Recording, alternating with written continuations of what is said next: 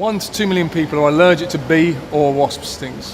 1 in 50 children have a nut allergy. Multiple allergic disease is now common. The burden of an allergy on the patient and the NHS is major. Anaphylaxis has increased 7-fold over the last decade. 1/3 of the UK population, around 20 million people, will at some time in their lives develop an allergy. I started to get blisters on my lips and they suddenly got to the size of walnuts. Had a rash on my chest and my eyes were swelling, my tongue was swollen and it was gradually closing up my throat. My throat started to feel a little bit itchy and I said to my mum, oh, my throat hurts a bit, and she noticed that my lips had also turned blue. Well, it depends what type of nut it is. If it's like almonds, I'll swell up and I won't be able to breathe. And then she became very grey in her face and started to complain she had stomach pain. And within a few minutes was telling us that she felt like she was dying. Her breathing changed quite rapidly till finally she just fell on us.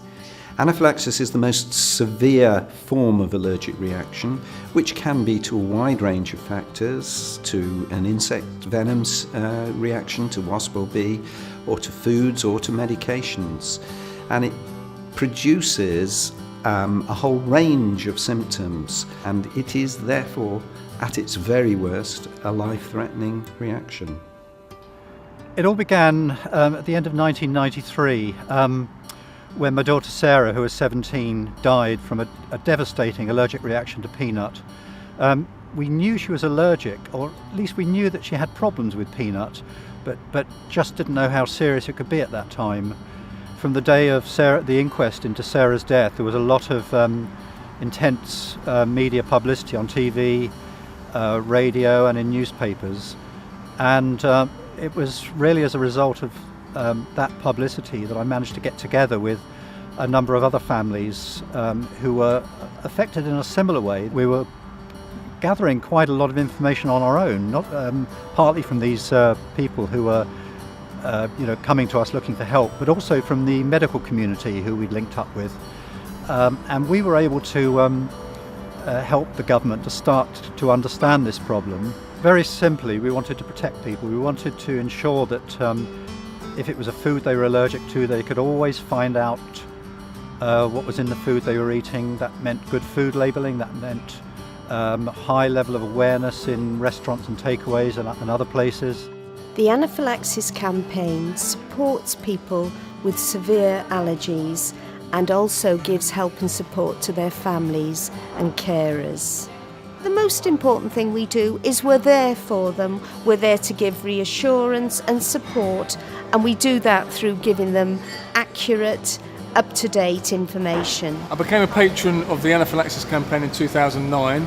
A very good friend of mine, Ross Bailey, died in 1999 after severe reaction to a sandwich, a nut allergy. I don't have any allergies and I've never had any reactions to anything, but it just shows you that something so small and something that you don't even see a lot of the time, how much we can die from it. I joined them, there's a fee and you get a brochure and bits and pieces sent to you, and they also send you alerts via text messaging, which is great. It saves a bit of hassle at the supermarket.